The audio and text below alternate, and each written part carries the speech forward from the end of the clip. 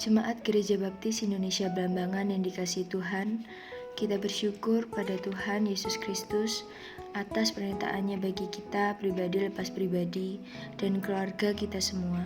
Kita bersyukur kepada Tuhan karena kita masih diberi kesempatan untuk beribadah meski secara online, beribadah di rumah masing-masing di masa pandemi COVID-19 ini. Mengawali ibadah raya Minggu 3 Mei 2020, mari kita membaca Alkitab dari Mazmur 5 ayat 12 dan 13 yang akan dibacakan oleh Saudara Aka. Mazmur 5 ayat 12 dan 13. Tetapi semua orang yang berlindung padamu akan bersukacita, mereka akan bersorak-sorai selama-lamanya, karena engkau menaungi mereka, dan karena engkau akan bersukaria orang-orang yang mengasihi namamu. Sebab engkaulah yang memberkati orang benar ya Tuhan, engkau memagari dia dengan anugerah-Mu seperti perisai. Amin. Selanjutnya, mari kita sembah Yesus dengan menaikkan pujian yang diambil dari NP 05. Pujilah Allah yang mulia.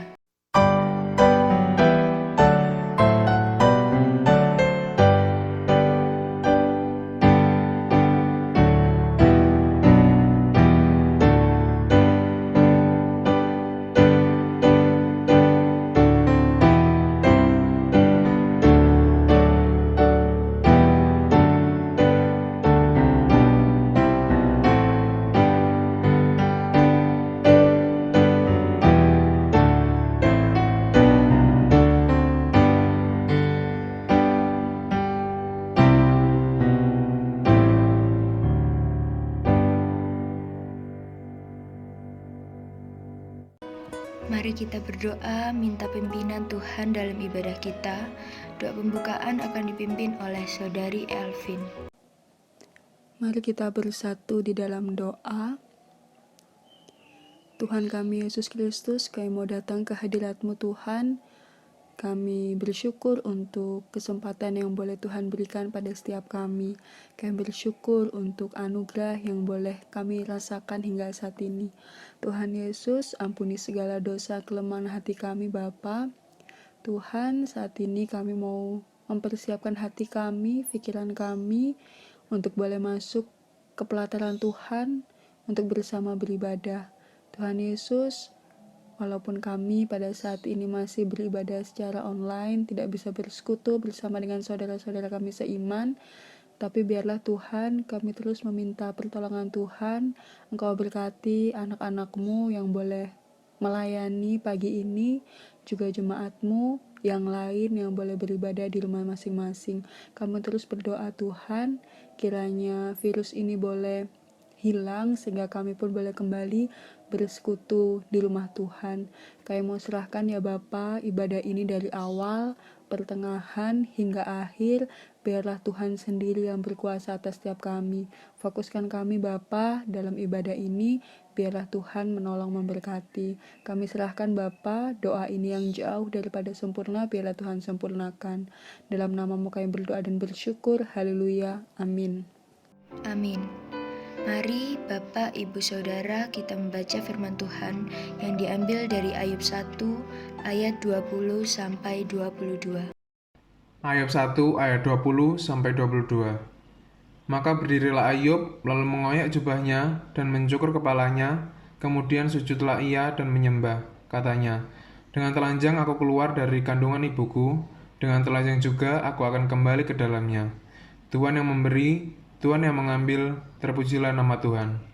Dalam kesemuanya itu Ayub tidak berbuat dosa dan tidak menuduh Allah berbuat yang kurang patut. Amin. Demikian pembacaan firman Tuhan yang menjadi berkat dalam hidup kita. Selanjutnya, mari memuji Tuhan untuk menyiapkan hati kita mendengarkan kebenaran firman Tuhan yang hidup. Nyanyian pujian nomor 96, Kitab Suci Milikku.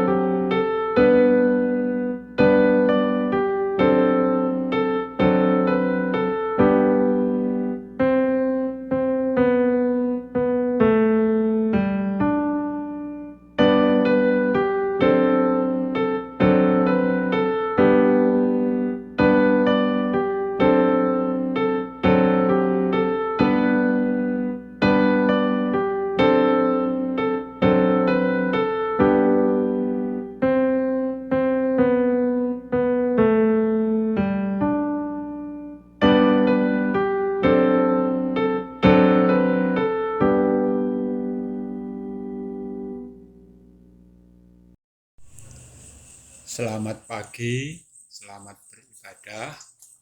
Salam Bapak Ibu Saudara yang dikasihi Tuhan. Mari kita mengawali firman Tuhan pagi ini dengan berdoa lebih dahulu. Mari kita bersama-sama berdoa. Bapa kami yang di surga, kembali pada pagi hari ini kami datang kepada Tuhan untuk bersyukur karena berkat dan anugerah Tuhan telah memimpin kehidupan kami hari lepas hari. Dan sampai pagi ini kami boleh kembali beribadah walaupun masih terpisah di antara hamba-Mu dan seluruh jemaat-Mu. Kami yakin dan percaya Tuhan melihat, Tuhan mengerti keadaan kami masing-masing. Berkati ibadah kami pagi ini, khususnya firman Tuhan yang kami dengar menjadi berkat bagi kami semua. Dalam nama Tuhan Yesus kami berdoa. Amin. Pagi ini kita akan memulai tema khotbah yang baru di bulan Mei ini. Walaupun sampai bulan ini, hari ini, wabah COVID belum teratasi. Tetapi marilah sekali lagi kita tetap bersyukur kepada Tuhan, karena pagi ini saya akan memulai khotbah-khotbah bulan Mei mengenai ujian dan pencobaan dalam kehidupan kita masing-masing. Bapak, Ibu, Saudara yang dikasihi oleh Tuhan, tetap semangat menghadapi hari-hari yang penuh tantangan ini.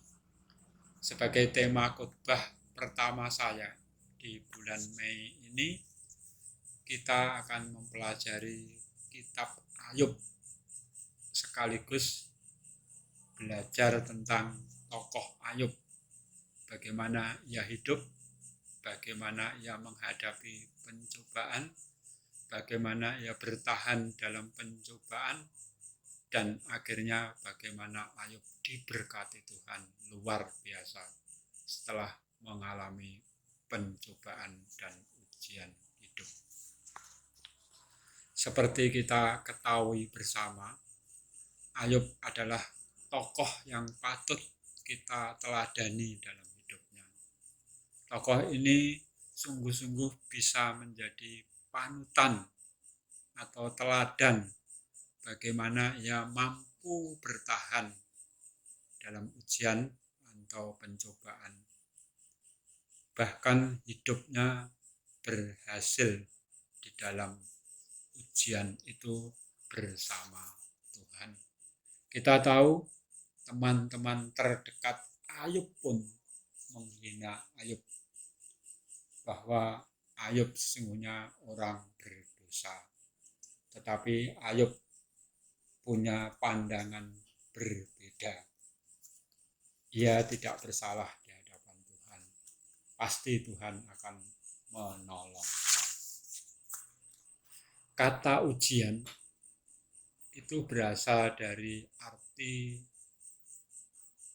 uji, yang artinya mengetahui atau menilai sesuatu, atau berkembang menjadi kata menguji, mengetes sesuatu untuk mengetahui kecakapan, untuk mengetahui kepandaian, mutu sesuatu, mengerti ketaatan kita, atau untuk mengetahui kesetiaan seseorang. Mari sebelum lebih lanjut, saya akan membaca firman Tuhan yang pagi ini diambil dari kitab Ayub 1 ayat 20 sampai 22. Demikian firman Tuhan, Ayub 1 20 sampai 22. Maka berdirilah Ayub lalu mengoyak jubahnya dan mencukur kepalanya. Kemudian sujudlah ia menyembah. Katanya, dengan telanjang aku keluar dari kandungan ibuku, dengan telanjang juga aku akan kembali ke dalamnya. Tuhan yang memberi, Tuhan yang mengambil, terpujilah nama Tuhan. Dalam kesemuanya itu, Ayub tidak berbuat dosa dan tidak menuduh Allah berbuat curang dan tidak menuduh Allah berbuat yang kurang patut. Itulah Ayub. Walaupun sekali lagi saya katakan teman-temannya yang datang bukan menghibur Ayub, tetapi mengolok-olok Ayub. Tetapi Ayub tetap mempunyai keyakinan bahwa Allah lah yang benar dan dia yakin akan dibenarkan oleh Allah. Mari kita belajar satu persatu dari tokoh Ayub. Siapakah Ayub sesungguhnya? Di dalam kitab Ayub 1 ayat 1 dan 2 dikatakan demikian. Ada seorang laki-laki di tanah Uz yang bernama Ayub. Orang itu saleh dan jujur. Ia takut akan Allah dan menjauhi kejahatan. Ia mendapat 7 anak laki-laki dan 3 anak perempuan. Itulah Ayub. Orang kaya yang juga dikatakan orang yang takut akan Tuhan. Keturunannya juga banyak. Kenapa Ayub diuji oleh Allah? Pertanyaannya, yang menguji Allah atau iblis? Sesungguhnya memang ujian itu datang dari iblis. Pelaksananya pun iblis. Tetapi Allah tetap menguasai Ayub. Allah mengetahui ujian yang sedang dialami Ayub. Allah melihat, Allah menguasai, Allah sekali lagi memperhatikan.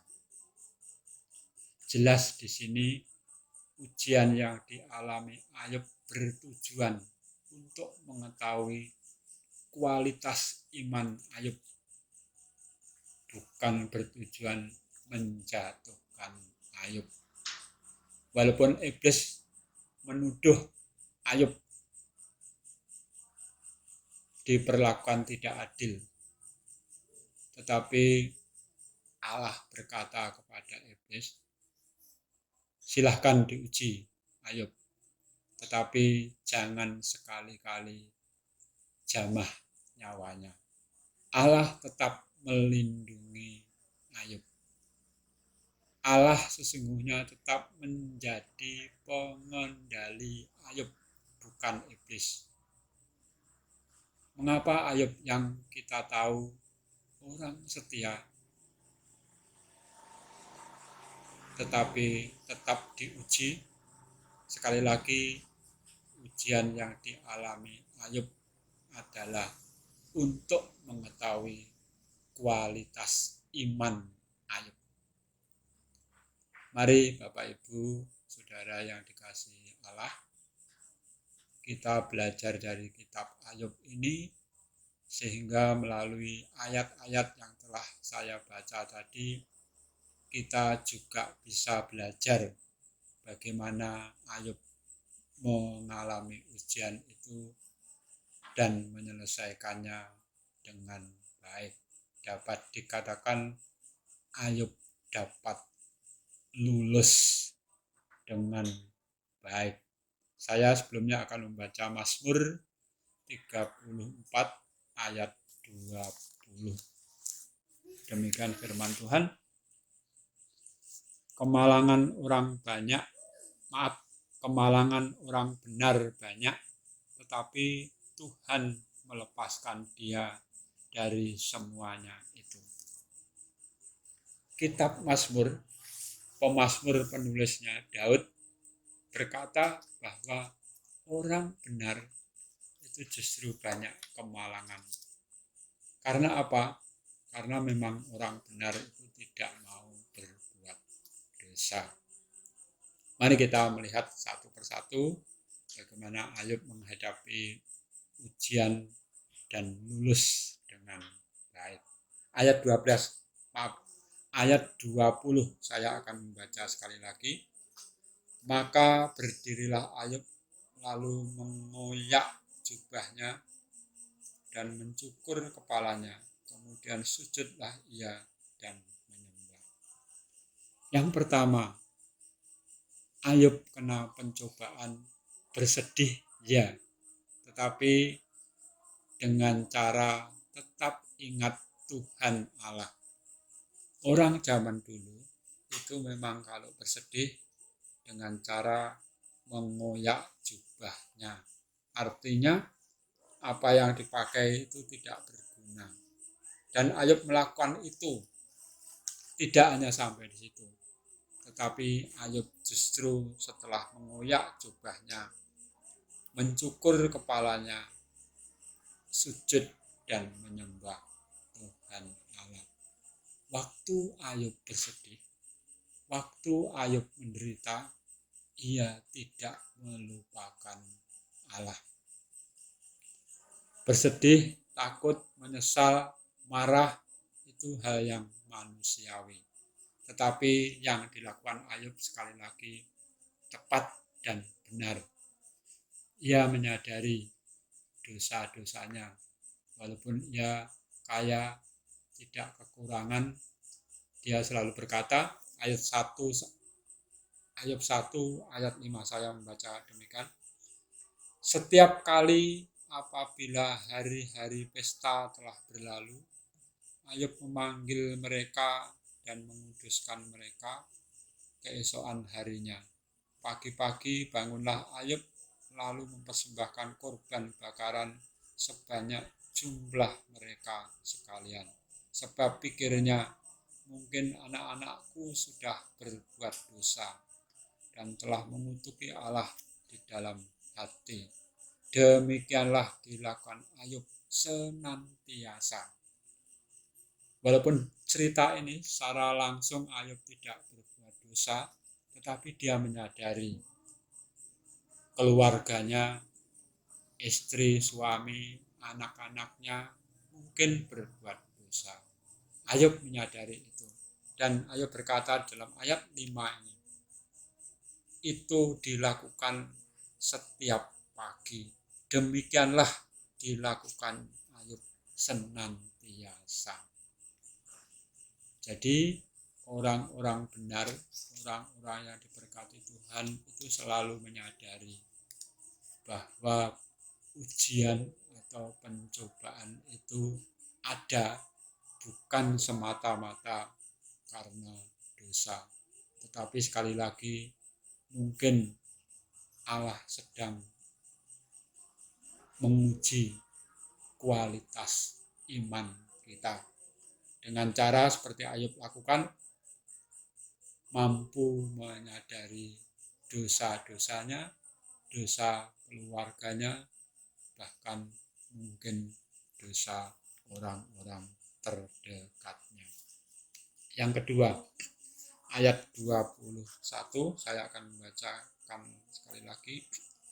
Katanya, dengan telanjang aku keluar dari kandungan ibuku, dengan telanjang juga aku akan kembali ke dalamnya.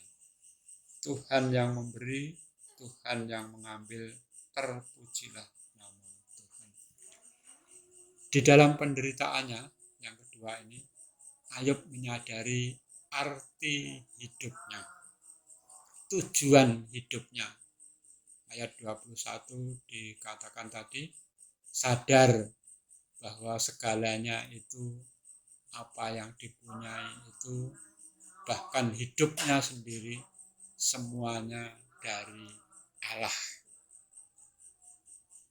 Bapak, Ibu, Saudara yang dikasihi oleh Tuhan, kesadaran seperti ini perlu selalu kita miliki. Bagaimanapun keadaan kita saat ini. Apakah kita sedang menderita atau sedang bersuka cita? Apakah kita sedang mempunyai banyak hal atau kekurangan? Sadarilah bahwa semuanya itu sesungguhnya milik Tuhan. Bahkan hidup kita sendiri itu milik Tuhan. Bapak, Ibu, Saudara yang dikasihi Tuhan, setiap kali ada ujian atau pencobaan dalam hidup kita, mari kita belajar seperti Ayub. Tidak tergesa-gesa menyalahkan orang lain. Tidak tergesa-gesa menyalahkan Tuhan. Bersungut-sungut. Ingatlah firman Tuhan di dalam 1 Korintus 10 ayat 13. Demikian firman Tuhan. Pencobaan-pencobaan yang kamu alami ialah pencobaan-pencobaan biasa yang tidak melebihi kekuatan manusia. Sebab Allah setia dan karena itu Ia tidak akan membiarkan kamu dicobai melampaui kekuatanmu. Pada waktu kamu dicobai, Ia akan memberikan kepadamu jalan keluar sehingga kamu dapat menanggungnya. Paulus lewat jemaat di Korintus ini mengingatkan kepada kita, apapun ujian, apapun pencobaan yang kita alami. Sekali lagi Paulus mengingatkan bahwa itu semua pasti tidak akan melebihi kekuatan kita.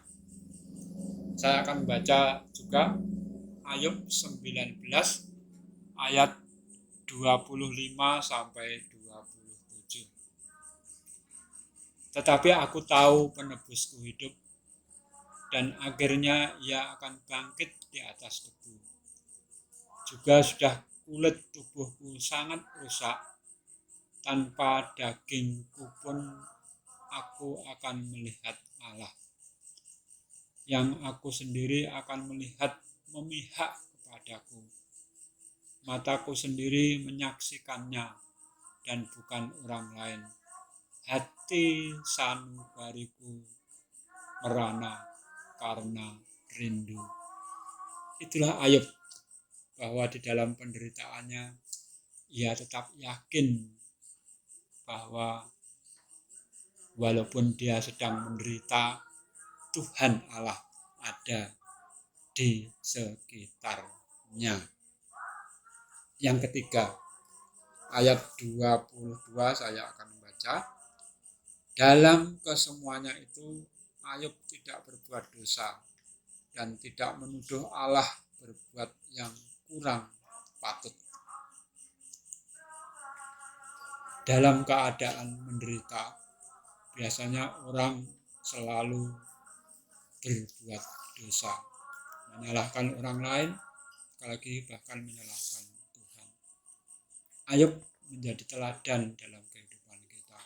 Waktu dia menderita, waktu dia diuji, dia berusaha untuk tetap tidak berbuat dosa. Mazmur 4 ayat 5 demikian berkata, biarlah kamu marah, tetapi jangan berbuat dosa. Berkata-katalah dalam hatimu di tempat tidurmu, tetapi tetaplah diam. Daud juga mengajarkan kepada kita, waktu saya dan saudara menghadapi ujian menjadikan kita mudah marah, berbuat dosa, pemazmur mengingatkan, jangan berbuat dosa, berdiam diri sajalah. Tetap sabar, walaupun sakit, kita berusaha tetap mengendalikan diri dan hidup kita. Pengkhotbah 7 ayat 9 berkata demikian, janganlah lekas-lekas marah dalam hati, karena amarah menetap dalam dada orang bodoh. Pengkhotbah ini ditulis oleh Salomo, dikatakan bahwa orang yang lekas-lekas marah itu sesungguhnya adalah orang bodoh. Bapak, Ibu, Saudara yang dikasihi Tuhan, ujian atau pencobaan itu pasti datang kepada kita, kapanpun itu. Tetapi mari kita berusaha seperti Ayub untuk tetap ingat kepada Tuhan. Jadi sekali lagi, Ayub diuji agar kualitas imannya, kualitas ketekunannya, dan kualitas untuk menjadi orang benar sungguh-sungguh nyata. Karena apa? Karena setelah itu kita tahu Ayub diberkati Tuhan. Sebagai yang terakhir saya akan membacakan di dalam kitab Ayub pasal 42 ayat 5 sampai 6. Ayub pasal 42 ayat 5 sampai 6. Demikian firman Tuhan. Hanya dari kata orang saja aku mendengar tentang Engkau, tetapi sekarang mataku sendiri memandang Engkau. Sebab itu aku mencabut perkataanku, dan dengan menyesal aku duduk dalam debu dan abu.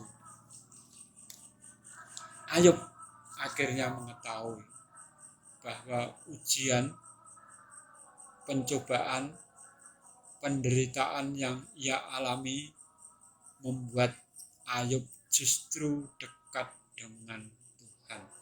Ayub berkata, kalau selama ini dia hanya dengar dari orang lain mengenai Tuhan, saat menderita, saat ujian tiba, Ayub justru berkata, sekarang mataku sendiri memandang Engkau. Berarti ujian, pencobaan yang dialami Ayub sesungguhnya Tuhan sendiri melihat. Tuhan senang karena Ayub mampu bertahan, dan Ayub memiliki kesaksian yang luar biasa bahwa saat ujian atau pencobaan datang, Ayub berkata melihat Tuhan Allah sendiri. Kiranya firman Tuhan pagi ini menjadi berkat bagi kita semua. Mari kita berdoa bersama-sama. Bapa kami yang di surga, kami mengucap syukur karena firman Tuhan pagi ini boleh mengajarkan kepada kami bagaimana kami harus menghadapi ujian atau pencobaan di dalam hidup kami. Kami rindu Tuhan punya keyakinan yang kuat seperti Ayub, bahwa apapun yang kami lakukan, apapun yang kami hadapi di dunia ini, sesungguhnya semuanya atas izin Tuhan. Tuhan melihat, Tuhan mengerti kemampuan kami. Berkati iman dan percaya kami, sehingga apapun ujian pencobaan yang saat ini kami alami, Tuhan menguatkan iman dan percaya kami. Sekali lagi kami mengucap syukur atas firman Tuhan pada pagi hari ini. Kuatkan iman dan percaya kami. Tuhan memberkati engkau dan melindungi engkau. Tuhan menyinari engkau dengan wajah-Nya dan memberi engkau kasih karunia. Tuhan menghadapkan wajah-Nya kepadamu dan memberi engkau damai sejahtera. Dalam nama Tuhan Yesus kami berdoa. Amin. Disampaikan terima kasih kepada Bapak Pendeta Yusuf Siono yang sudah menyampaikan firman Tuhan. Kita akan menaikkan satu nyanyian pujian dari SNP nomor 592, Jiwaku Terbuka.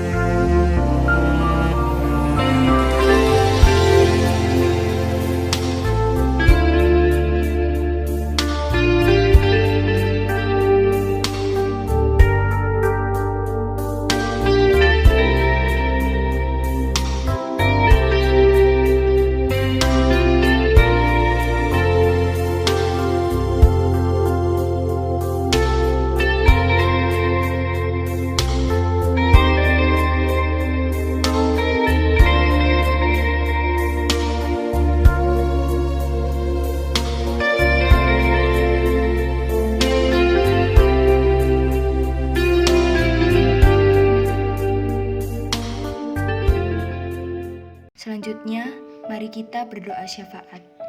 Pokok-pokok doa syafaat, yang pertama, wabah COVID-19, yang kedua, lansia atau jemaat yang sakit, ketiga, pemerintah kita, yang keempat, kelanjutan Mubes ke-11 GGBI. Untuk itu, disilahkan Bapak Ibu Saudara untuk berdoa syafaat.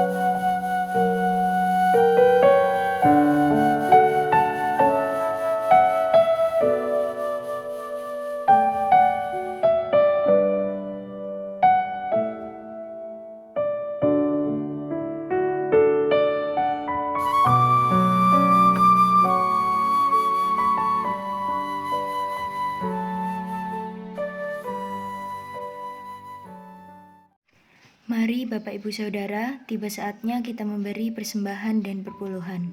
Untuk persembahan, Bapak Ibu Saudara dapat memasukkan dalam amplop dan disetorkan saat ibadah di gereja, atau ditransfer ke rekening bendahara gereja atas nama Hendro Sri M. dengan nomor rekening 143-0016770693 di Bank Mandiri.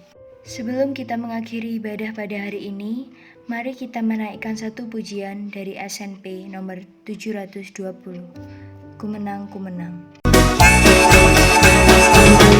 Ku menang bersama Yesus Tuhan. Ku menang di dalam peperangan. Ku menang atas segala setan.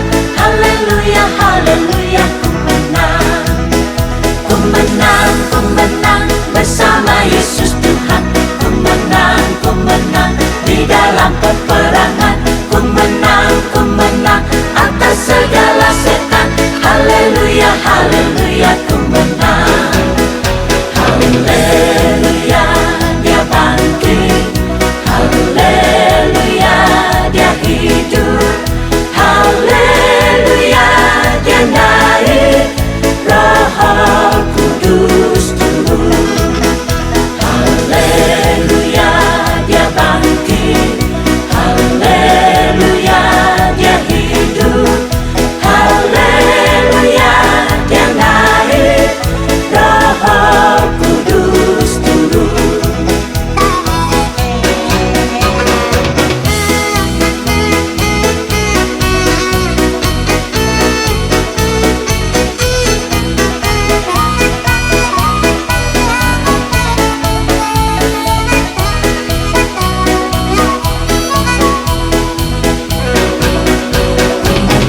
Ku menang bersama Yesus Tuhan. Ku menang di dalam peperangan. Ku menang atas segala setan. Haleluya, haleluya, ku menang